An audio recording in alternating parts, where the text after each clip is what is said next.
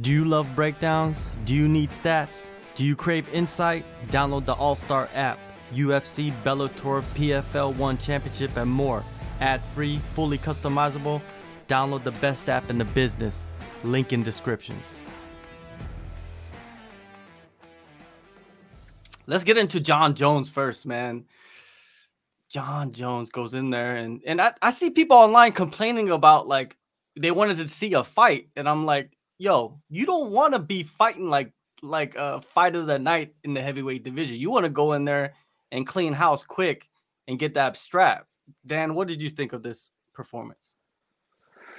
Yeah, like, oh man, you're never gonna please everyone. You know what I mean? Jon Jones is such a polarizing figure that's what draws the real numbers, and that's probably why he's one of the biggest pay-per-view sales in the UFC. Is that it's like a Floyd Mayweather situation. Whether you want to see him win or you want to see him get knocked out, you're going to tune in and fight. But you hit the nail on the head. That's not how you want to go out and fight in the heavyweight division. Like, I know he wanted to put on an exciting performance, but just dominant. It's I get it. Like, it was a bit of a nothing fight. Like, he just kind of shut him down, dragged him to the ground, and got the guillotine. It was a bit of a yeah, it was a bit of like a nothing fight, but an incredibly impressive performance from Jon Jones.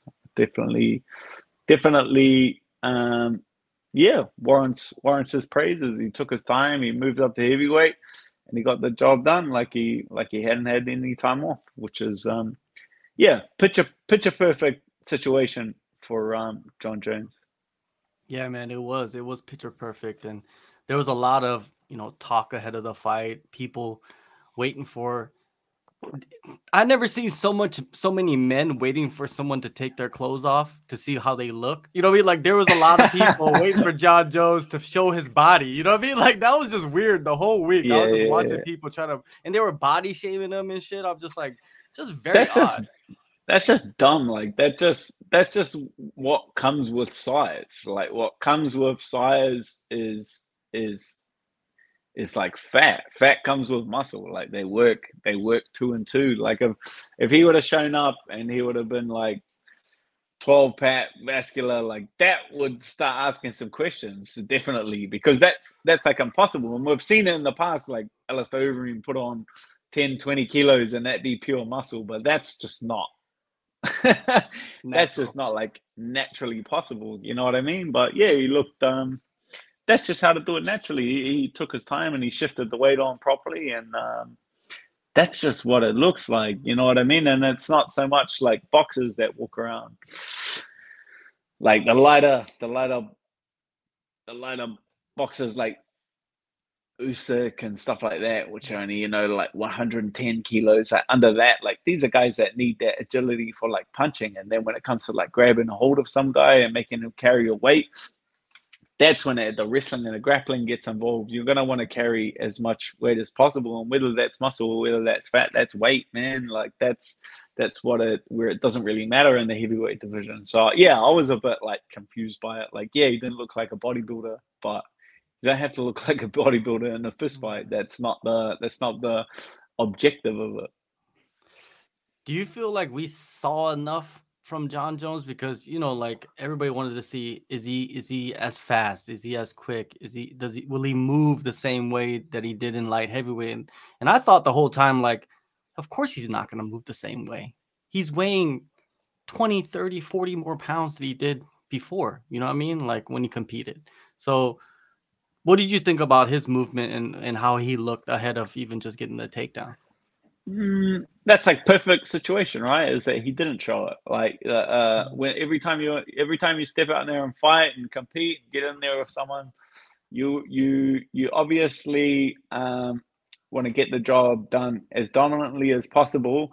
But at the end of the day, if you get out of there without having to show your card, like, if you get out of there with showing as least cards as possible, that's the true underlying objective. Which you can't have that going into a fight. Be like, oh, I'm going to hold some cards back. because you're going to need all your weapons, you're going to need all your tools, you're going to have to utilize all of your skills to get the job done. But it just so happens, if the chips fall as they do, and you get out of there without having to show those kind of things, or show any flaws, or show any holes in your game, then that's the perfect situation. So as far as Jon Jones is concerned with that fight went perfectly for him. So it's like you can't be upset that a fighter didn't get hit enough, or didn't have to dig deep and or anything like that. Like those are just asinine questions. At the end of the day, they're just pointless. And then you got Francis, you know what I mean? He never lost the title, and he already trolling.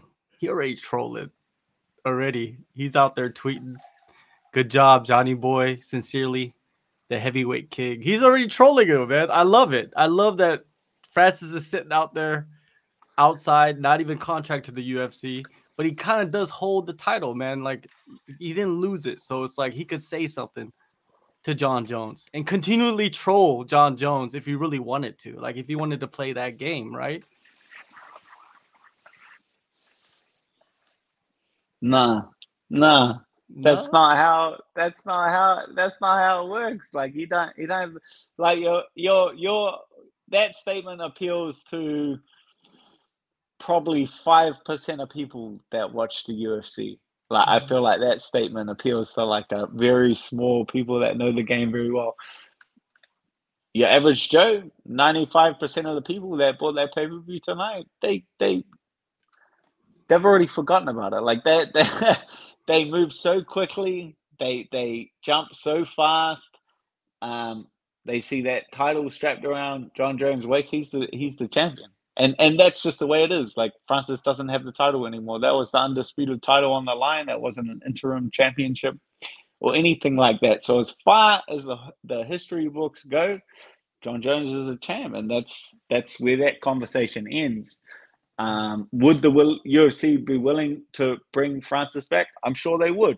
Would they be willing to bring him back for more money than they offered him at the time? I guarantee they wouldn't. I guarantee that number hasn't shifted at all. I guarantee, if anything, that number has gone down, because now there's another undisputed championship, and he'll be fighting as the contender, not as the champion. Yeah, I don't think there's many fighters out there that can leave the UFC and be the A side, so to say, coming back in. There's only maybe a Brock Lesnar when he came back, right?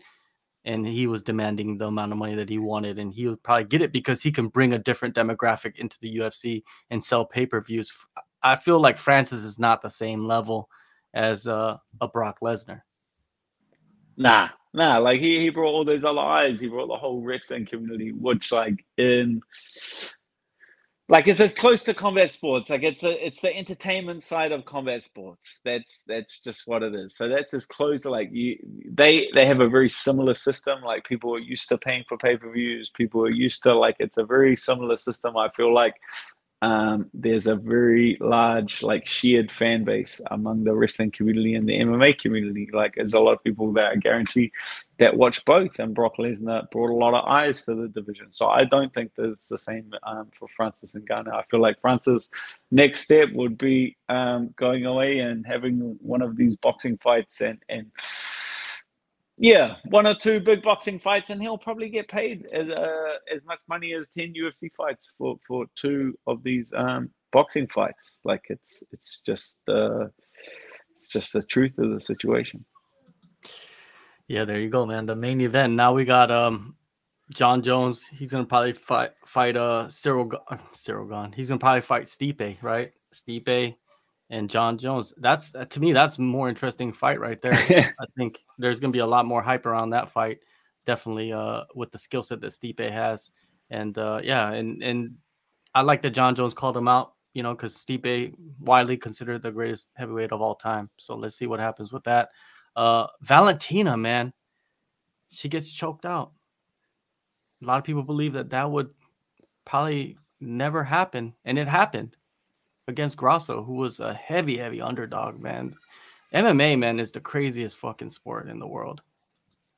Yeah, what's the hunter versus the hunted, right? Like she's been the hunted for so long now. That's the difficult situation when you have a pack of dogs chasing you down and you never get any rest. Like that's the difficult part of the situation. But I feel like head and shoulders of anyone deserves an immediate rematch. It's got to be Valentina. Like the amount of title defenses that she stacked up towards that. Like if we're the guys will have like one defense and they'll argue that an immediate rematch is warranted or something like that. It's like this is not the same as Valentina. Like there has to be an immediate rematch for Valentina. That's incredibly hard and difficult to argue against. Have you seen Cocaine Bear? I have not seen. I have seen the shorts for Cocaine Bear. I've seen it advertised. I've not. I don't know if that's Head and Shoulders. I went and watched with the boys. We went and watched with the City Kickboxing crew. We went and watched Creed 3. They had like a special screening of. I don't want to spoil it. I don't want to spoil it for anyone. But yeah, that's a good movie. It's a good movie. Let's just say it didn't end how I wanted it to end, but it's a good movie. Oh, of course, man. Most of those movies are good. What do you think? What did you think about Jake Gyllenhaal? You know, what I mean, I'll fight him. You know, like I'll get in there with him. They were filming the movie. You get in there. That's your guy. I'll fight him. How cool is that? How cool is that? Because I actually had a couple of friends like they already had tickets to Las Vegas and they came down to support and they were in the crowd for this UFC and they were sending me videos of because I saw Jake at the weigh-ins come up and step on the scales and things like that at the weigh-ins. They had him filming the movie there, but they actually filmed. I think it was in between the Fight Pass prelims and the prelims. They had Jake like walk out and come in the cage, and they filmed more of that movie as he was inside the actual cage on fight night. Like my friends were sending me videos of that. I thought that was real cool. I thought that was awesome. Like it's kind of funny and it's kind of cool that like a Jake Gyllenhaal movie, like he's one of the biggest movie stars in the world, and that they're making a movie about like something that we do. Like that's second nature to me, going in there to the UFC octagon and jumping in there, and then for them to make like a UFC like a movie about that is pretty cool. Like people aspire to that kind of moment, and you kind of forget it after you had so many UFC fights. So you kind of forget you kind of forget how like important and how special like that moment is. And how special you are to be standing inside the octagon until you see something like that. You see a movie getting made about it. It's pretty incredible. Yeah, it just shows you like how mainstream it's becoming. And he, like I think he was in Southpaw, right? Like he was in Southpaw. That was a good movie as well. That's a good movie. That's a good movie. Sad as shit movie. Sad, terribly sad movie. That movie's horrible, but it's a good movie. That's that'll be up there. The Wahlberg movie Fighter.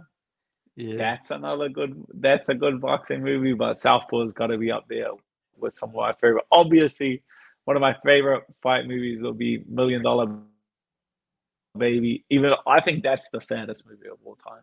Oh. I truly believe that is the most terrible. That is the most terrible fight movie of all time, but it is good. You can't deny that. Nah, you can't. But yeah, like you think he's on the gear though? Man, he look in shape. Old boy look in shape. You think? Well, I know that's like pretty. I know that that's pretty like accepted in like the movie. Well, it's not like they're gonna get. They're not actually like hitting anyone in their head. You know what I mean? Like I feel like if you're taking steroids just for like looks, you're not competing against anyone or having like any kind of actual physical confrontation with anyone. Then I think it's like fine.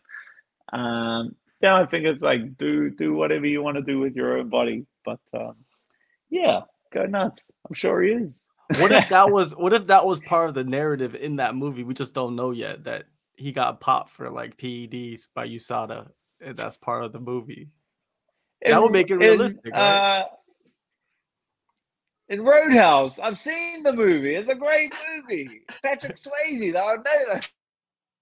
That is not part of the movie. Patrick Swayze, Roadhouse, spinning head kick. What the? That's what it's all about. I heard that Patrick Swayze in that movie, he wore butt pads, so his ass looked bigger in the jeans. Did you hear about that? Got to keep the wheelhouse strong. Got to keep. You gotta. I didn't hear about it, but you gotta keep the wheelhouse strong, brother. Strong Yeah, wheelhouse. The secret to success. You must remember these. for real, for real, for real. Um, Going back to Jones though, what do you think about the Stipe fight? Like, do you feel it's hard to like forecast like what that fight will look like because Stipe's been gone for so long and Jon Jones, we only saw him for like 2 minutes? Um, Yeah, well, like I think at the end of the day, that's it. Like we like saw Jon Jones, very dominant performance, and you just can't argue against that. To sit here and pick holes in a performance like that would be incredibly difficult. You know what I'm saying? Like that's from Jones and Jones's camp. That's a near perfect performance. That kind of is what it is. Like, do I want to see him more tested? Yeah, but I want to see everyone more tested. You know what I mean? Every undefeated fighter, every champion, you want to see them get tested and you want to see how they hold up under that pressure. That's just the common theme of mixed martial arts. Stipe, it'll be kind of be the same thing. Like now he's going to be coming back after a long layout. Like the same questions need to be asked about Stipe, and it just comes down to the nature of the heavyweight division. But yeah, like as long as Jon Jones keeps